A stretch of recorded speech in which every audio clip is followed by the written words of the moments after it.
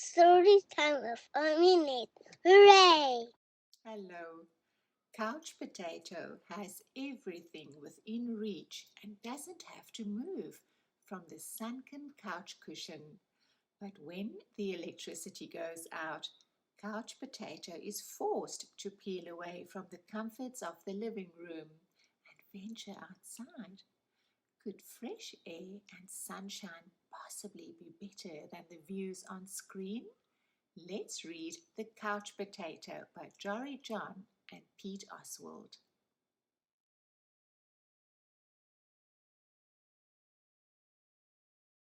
I am a potato, not a small potato like my brother, not a sweet potato like my mother, not a mashed potato like my Uncle Stu.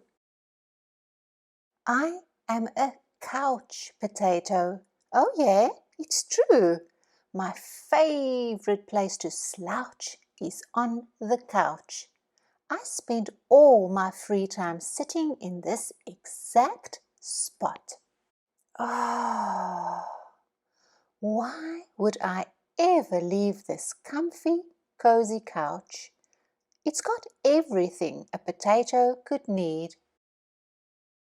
See, I have this, a remote control and a yo-yo, and this, a game controller, and one of these, a paddle ball, and those headphones, and this popcorn, and that a cup with juice boxes, and these bunny slippers. Oh, and this. Check it out. This button activates a gadget that fetches me snacks whenever I want. Bam! Impressed? And I don't have to move an inch. Much easier than going to the kitchen. If the most important thing in life is to be comfortable at all times, then I think I've got it all figured out. Oh, but wait, there's more. I haven't revealed the absolute best part about my whole setup. It's everything you see in front of me. Have a look around. Take it all in. Pretty spectacular, right?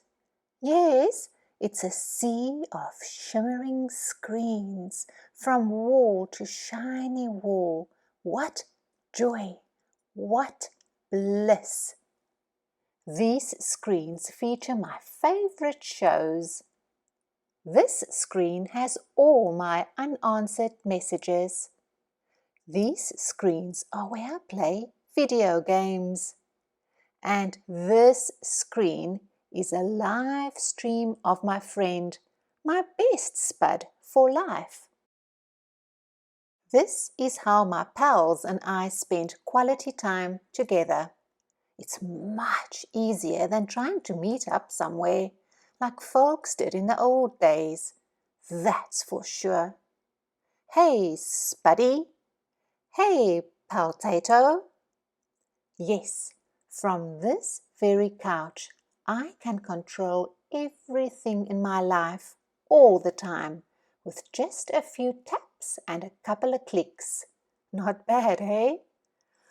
Oh, yes, sirree, this is the life. At least, that's what I thought until the other day. Something strange happened. There was a knock at the door. It was a delivery. Whoosh! Ooh, it was my newest device, a video camera that would allow me to watch myself react while I was watching all my favorite shows. All I had to do was plug it in, and my room, nay, my kingdom, would be complete. But suddenly, pew! everything went dark. Look out! Coming through! Whoops! Oof! Ow! Whomp! I made it to the window. I pulled back the curtains. The sun seemed brighter than I remembered. There was nothing better to do, so I decided to take my dog, Tater, for a walk outside. It had been a while. Everything was so vivid, like a high-resolution 156-inch curved screen, but even more realistic. Something smelled fresh. After a few moments, I realized that it was the air. I heard a noise, some chirps, a ringtone perhaps, but no, I looked up to see some birds. I wandered down the street from block to block and across the neighborhood. Eventually, I found a park with a hill. There was a massive tree on top. It looked like a desktop background, only it was real. Neat. I leaned against the tree. It wasn't as comfortable as my couch, not even close. But after a while, it wasn't so bad. Any worries about the power outage and what I might be missing drifted away. I wasn't thinking about my favorite shows or my unanswered messages or anything else really. I noticed the stillness, the view, the sky, the clouds, the sunset, and those colors, my goodness. It took a while because there was no fast-forward option, but eventually the sun sank below the horizon. By the time I got home, the power was back on.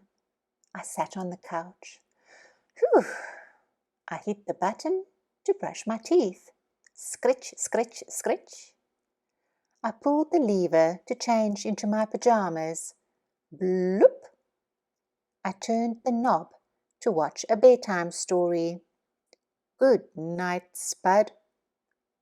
Then I noticed my reflection in one of the screens. I wondered how much of my life had been spent in that very spot. It was then and there that I made the decision to peel myself off the couch a bit more often, maybe every day even. And so that's what I've done. I've started hanging out with my friends, my best spuddies, outside. We've started biking and hiking and swimming and hiding and seeking. Sometimes we have snacks and play board games. Sometimes we talk all day. We might watch the clouds. There's no big plan. We just see what happens. It makes me wonder, what if I don't always need to be totally comfortable? What if I'm happier when I have a better balance between my gadgets and the world outside? Because it turns out that I'm more than just a couch potato. I'm an amusing potato. I'm a smart potato. I'm a kind potato. I'm an entertaining potato. And I'm a sit on a hill and watch the sunset potato.